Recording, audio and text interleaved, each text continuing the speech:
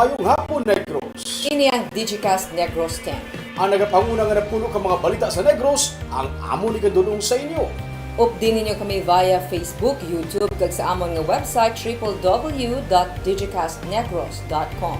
Kag sarang mga kami malantaw sa KCAT Channel 11 sa Kabangkalan City, Himamaylan City, kag Banuas ang Ilog. Kag iyari na ang top 10 nga mga balita sa Negros subong adlaw. 16 ka mga commercial establishment sa Bacolod, temporary wagin pasira, bangod nag-service ang makahulubog nga ilimnon. Pagka-aksidente sang ambulansya nga may karga nga COVID-positive patient, ehemplo nga dapat ang tanan nga mga pasyente kabigon nga COVID-positive. Sa Sagay City, Barangay Kagawad, patay matapos nga gintiro. Sa Sipalay City, mga turista amat-amat na nga nagabalik sa syudad. Kag sa Good Vibes, aton saksihan ang pangabudlay sa mga manunudlo para lang malantaw ang sitwasyon sa ilang mga estudyante sa kabukiran sang Calatrava. Initanan sa Digicast Negros X. Sa number 10, Typhoon Ulysses ang nakagwa na sa Philippine Area of Responsibility. Pero may pila ka bahin sang Luzon ang sa gihapon mangin maulanon ang panahon. Base sa pinakaulihi nga severe weather bulletin sa Pag-asa, nagapadulong na sa pungsod Vietnam ang bagyo nga may maximum sustained winds nga 120 km per ora malapit sa sentro kag may pagmadlos nga tubtub sa 150 km per ora. Mangin maulanon sa gihapon nga may dala nga mabaskog nga hangin ang panahon sa Batanes kag Babuyan Islands pati na sa iban nga bahin sa Northern Luzon. Wala sa karon sang may nakita nga iban pa nga weather disturbance sa Pag-asa sa sulod sang PAR. Apesar sini, nagapanugyan ang Pag-asa sa publiko nga mag-monitor sang lakat sa panahon bangod magadala sang lapta nga ulan ang northeast monsoon o kun habaga. Sa number 9, sa Sagay City, Barangay Kagawad, ginluthang patay.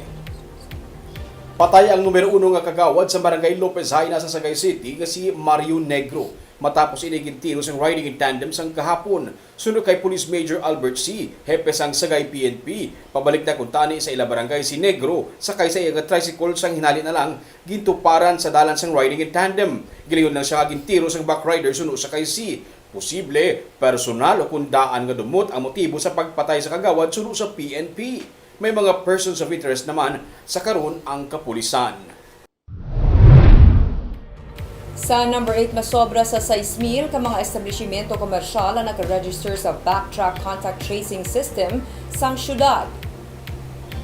Base sa records ng Bacolod Emergency Operations Center, mayara na kahapon sang 6,611 ka mga establishmento nga nakaparegister sa backtrack kag 340,358 naman ka mga pumuluyo ang nakaparehistro. Kahapon ang una nga adlaw sang full implementation sang backtrack ordinance nga nagatuyo sa pagabutang sang epektibo nga contact tracing system sa syudad sa tunga sang COVID-19 pandemic.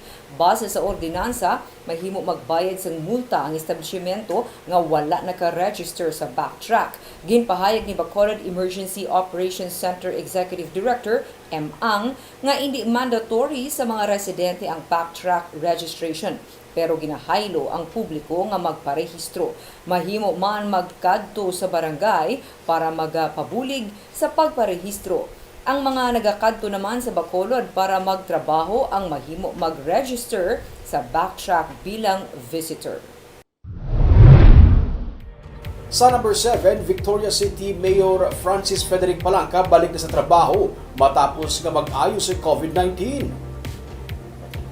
Sunod sa alkalde, balik trabaho na siya sadto pang Martes. Kagang apat na pagiging mga kaupdanan nga nagpositibo man sadto sa COVID-19 ang nagbalik na sa obra sadtong Nobyembre 12. Ginsiling pa ni Palanca nga siya ang nagapasalamat nga siya ang nag-ayo. Iyaman giduga nga mahimo siya ang ginpa-eksperyensya nga magpositibo sa virus para mas makahatag siya sang mas maayo nga advice sa pumuluyo. Importante sunod sa iya nga magsunod sa social distancing, magamit sang face mask kag maghugas sang kamot perme. Sa number 6, Negros Occidental PNP ang mayara sang 5 karon ka active COVID-19 cases. 5 karon ka personnel sa idalom sang Negros Occidental Police Provincial Office ang naka-quarantine bangod sang COVID-19. Sunod kay Police Lieutenant Abigail Donasco, PIO sang Nokpo. 4 sa ila ang mga pulis kag isa naman ka non-uniform personnel. Sila naka-quarantine sa ila tagsa ka mga LGU facilities sunod kay Donasco. As of November 12, 36 na tanan sunod sa PIO ang total COVID-19 cases ang Nokpo kag 31 sa ila ang nag-ayo na. Sa number 5, Negros Oriental ang mayara sa karon sang 61 ka mga bagong kaso sa COVID-19. Ini base sa COVID-19 bulletin sa Department of Health Region 7. Ini ang highest recorded cases sa COVID-19 sa sulod sang isa ka adlaw sa probinsya. May duhaman ka mga bago nga napatay bangod sa COVID-19 base sa report sa DOH. Subong nga hapon, natala na magpatigayon sa presscon ang Interagency Task Force sa probinsya tuhoy sa bago nga mga kaso agud to maistoryahan kung ano ang nagakadapat nga himuon. Sa number 4, padayon ang pag-abot sang turista sa Sipalay City humalin sa pagbukas ng syudad sadtong Nobyembre 6. Masobra sa 230 ka mga turista nakabisita kag nakabook tubtob Nobyembre 15. Ini isa ka positibo nga bagay sunod kay Jeric Lacson, ang tourism officer. Kag ginalauman nila nga magtayuyon. Kalabanan sa mga turista, mga local tourists nga luyag magpaliwaliwa. Sunod kay Lacson, ginkakas na nilang requirement nga dapat may pakita nga negative rapid nasal antigen test. Tigaylo, magpa-register online ang mga luyag, magbisita kag mag-fill out sa travel form nga pirmado sang barangay. Ini kasunod sa nga paghinyo man sang reconsideration sa mga resort owners. May assessment naman nga ginapitigayon ang lokal nga panguluhan. First phase nga ini sa reopening, medyo hindi na in full force. May mga limits gihapon, especially sa travel options, balamang sa bisita, kay hindi pa anay allowed ang public transport para hindi pa naman magdinaguso. Sa subong mga protocol anay namon is ang private vehicles kay ang ano man ma'am subong staycation, so para diretsyo na lang gid sa ila establishment, hindi na bala maghapit-hapit pa. Sa number 3, kung mapilasan lang sa aksidente, ginakabig sa rason nga COVID positive. Ini ang reklamo sang kadamaan. Pero sunod sa isa ka doktor ang natabo nga pagka-aksidente sa isa ka ambulansya nga may karga nga COVID positive patient, ang isa ka ehemplo kung nga dapat nga kabigon bilang COVID positive ang tanan nga mga pasyente. Yaring report. Ang pirmi nga reklamo nga asakit lang sang tiyan, COVID na dayon. Nga ang aksidente, COVID na dason. Sa Miyerkules, isa ka ambulansya ang naaksidente. Napatay ang driver kag nasamaran ang iya pasahero nga isa ka COVID-19 positive. Ginbuligan sang rescuers nga makuha ang pasyente gikan sa ambulansya pero wala sa may naglaom nga COVID patient siya. Gani 12 karon ka mga rescuers nga nagrespondi ang gin-isolate. Iniman ang sitwasyon sa mga ospital. Gani sunod sa kay Dr. Chris Rongon, Deputy for Medical sa Bacolod EOC, dapat magpangaman ang tanan. Hindi mapaktan kung ang pasyente o kung ang nagpa-check up, isa ka COVID positive. Gani mas maayo nga magpangaman para makasigurado. Aton ng ospital, nag-observe na sila sa aton nga ginatawag nga minimum protocol. Tanan na sila pagbaton sa ospital, nagagamit na sila sa mga personal protective equipments. Kita mo, naka-mask, naka-face shield, naka-gloves. Kay tanan na siya nga pasyente kasulod, ginatreat nila nga may COVID. Nga akilanlan ta mabalaan. Kung may COVID, ibutang ka sa isolation. Iupod ka sa mga COVID patient. Kung wala ka COVID, ibutang ka sa wala COVID nga ward. Para hindi maglatnanay. Kag in a way nga akilanlan ta i-observe ini, kay tungod, hindi nato gusto ang ato mga frontliners, ang ato mga healthcare workers, makakuha sa COVID. Ini labang sa mga ospital, bisan diin dapat magpangaman ang tanan sa idalom sang new normal. Hindi mo mapaktan kung ang tao nga ginaatubang mo COVID positive o kung hindi. Sa natabo nga aksidente, kadamo sa nagtililipod kag nagpalapit sa ambulansya. Tanan, wala man magpensar nga COVID positive ang karga sini. Ang imong paghalong, no, ang pag-observe mo sa minimum health protocol, ara gid permi. For example, ang natabo dito sa aton nga aksidente recently, no, we condole to the family of our frontliner, no, nga driver dito nga napatay. And then we're praying for the recovery sa aton nga mga nurse, kag sa mga employees sa aton Southern Bacolod General Hospital. But nevertheless, kulang taon mong video nga nagwa dito sa aksidente nga to, damo sa mga tao nga nagusisa.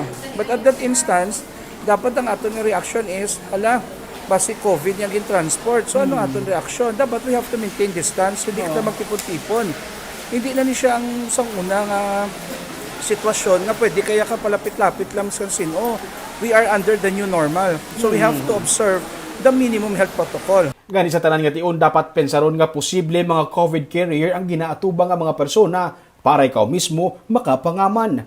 Naga-face mask, naka-face shield, may balon nga alkohol kag nagapanghugas ang kamot. Suno kay surungon, wala ka sang perdihon kung ikaw ang nagapangaman sa tanan nga oras.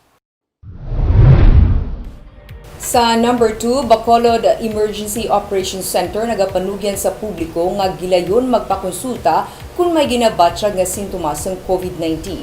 Ini ang ginatudlo nga rason sang EOC kung nga sini nga bulan sang Nobyembre may 14 ka mga pasyente nga nagpositibo sa COVID-19 ang napatay lakip ng isa ka tubig nga bata. Yaring report ni Marty Go. Kung nagdubo man ang mga kaso sang COVID-19 sa Bacolod City sang bulan sang Oktubre, nagsaka naman ang mga kaso sang nagkalamatay bangod sang virus sining Nobyembre. Base sa records sang Bacolod Emergency Operations Center as of November 10, may 14 na ka mga COVID-19 patients nga napatay. Suno sa EOC, kalabanan sa ini nga mga pasyente ang nagaedad sang 60 tubtob 90 anyos kag mayara sang comorbidity o kun iban nga mga balatian. Kalabanan man sa ini nga mga pasyente ang nagatiner lang sa ilang nga balay pero nagpositibo sa COVID-19. Isa na diri ang isa ka tuig nga bata. Would you believe me, ganita apat ka kaso nga 90, 92, 93 kag 94 years of age. Kag diri sa Bacolod naka-record man kita sa pinakabata naton nga COVID death, 1-year-old. No, simple lang gid ang kaso, ginlupot lang siya sa isa ka adlaw. The following day gidala siya sa ospital tungod siguro sa severe dehydration. Napatay siya, pero COVID death siya. Ginpahayag sang Bacolod EOC nga nagapakita lamang ini nga bisan wala pa nagagwa sa panimalay ang isa ka persona, sarang siya sa gihapon malatnan sang virus bangod mahimo ini nagikan sa mga miyembro sang panimalay nga nagagwa sa ila balay. Gindugang pa sang EOC nga hindi man matuod ang ginasiling sang kadam-an nga nahadlok sila magpa-swab test bangod bisan isa lang ka sintoma ang ginabatyag, positibo ini dayon sa COVID-19. It doesn't mean that pag may condition ka, pag may ubo ka, positive ka na yun. In fact, we are monitoring right now the suspect patients. More than 400 na sila namon. Tanan ni sila may ubo, may sipon, may hilanat. More than 400 na sila. And mind you, ang positive dira is only just 16%.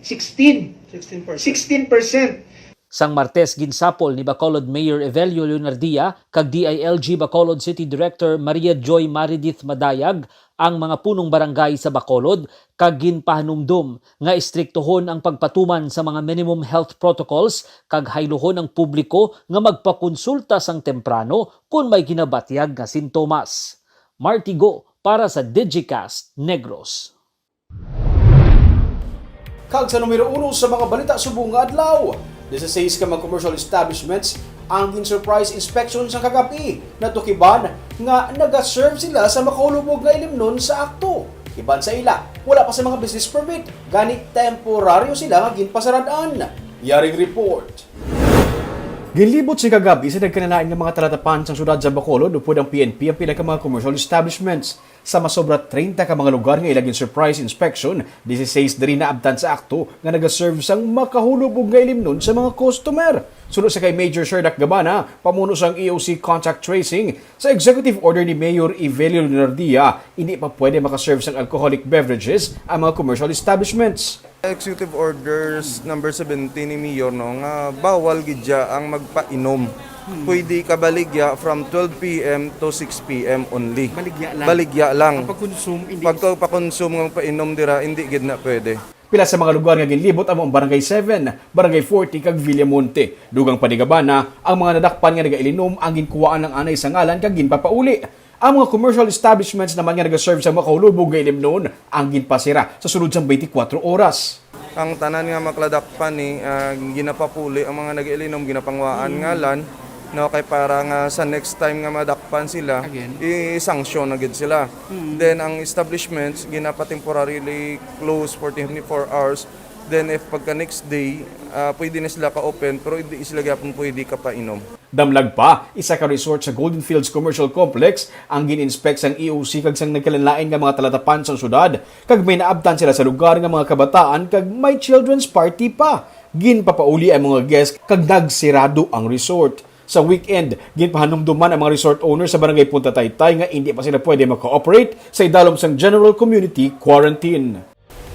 Kag sa Good Vibes, kabalaka sa mga estudyante ang nagtulod sa mga manunudlo sang Ikogan Integrated School nga sakop sang barangay Minapasok sa Banwa sang Calatrava nga lakton ang pila ka kilometro para lamang mabisita ang mga estudyante. Tuyo nila nga mapasiguro nga may matun-an ang mga kabataan sa idalom sang modular distance learning. Yan. Sa video nga kuha sa manunudlo nga si Romeo John Santiago, makita ang paglakat sa grupo sa mga manunudlo nga naka-uniforme sa tunga sa mga talamnan.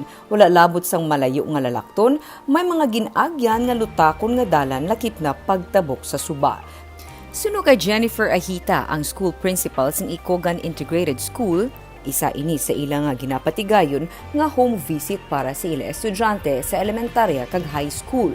Dala sa COVID-19 pandemic, ang eskwelahan sunod sa iya naggamit sa modular distance learning. Lunes, nagakuha kag nagabalik sa module sa eskwelahan ang mga ginikanan.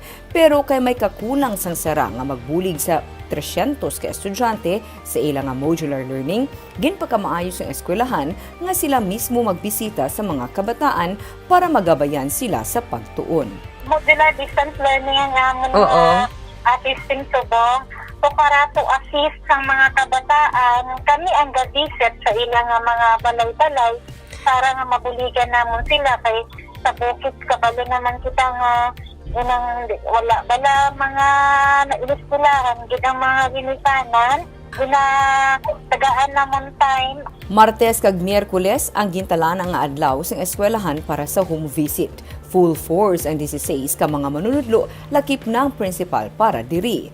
May purok nga nakaschedule kag ang manunudlo nga na-assign sa kada grade level ang naga-assist sa pagsabat sa mga estudyante sa module. Kanang ka purok ang amon ginakadto kay ilang atawad ang kalap-kalap gani ang purok ginabalay-balay namon ang visit ang bata. Gikan sa poblasyon, ginalakat ang mga 10 kilometro padulong sa eskwelahan sakop sa sitio Ikugan. Bangod nga wala man sang sarang nga masakyan suno kay Ahita. Ang pagpadulong sa mga balay sa mga estudyante lain naman nga pagpanghangkat para sa mga manunudlo. Pero ini nga bagay ang ginaagwanta nila. Dala sang kabalaka nga bisan sa ano nga sahi sang kabudlayan nga ginaatubang, tigayon nga may matun-an ang mga kabataan.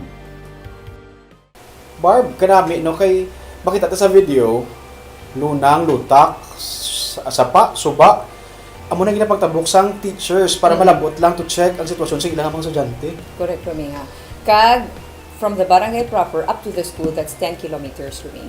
And then from the school, syempre teachers mabisita, that's 2 days na pagbisita nila, either 3 to 4 kilometers para may malabot silang mapuro kadra na makatipon kag So lalabot sa 10, may plus 4 pag mga 14 kilometers para na makacheck sa kada balay. Kung mag-jogging ka 5 kilometers, hapo ka na, magbike ka 10 kilometers, hindi ka nakalakat. Pero 14 kilometers to check sa sitwasyon sa mga estudyante. Passion, medya nga drive sa ila, Barb. Amon hambal ko kay ma'am, calling yung giniya, hindi ko ni kaya nga calling. You know, ang teachers natin luminya, gasaludo kita sa ila. Yes, believe ta. Sus ko na ko guro kalakat, yung iwang na ko, Barb, sa pilakad lang malakat-lakat. Kag, amo yan itong mga balita sa Negros subong adlaw. Kay man sa panahon karon importante nga may ihibalo ka sa nagakatabo sa imo nga palibot. Kag syempre dapat patas kag eksakto ang mga impormasyon. Padayon kami nga magapangalagad sa Negrosanon. Ako si Barbara Mijares. Tubtub sa Lunes, ako naman si Romeo Subaldo. Happy weekend!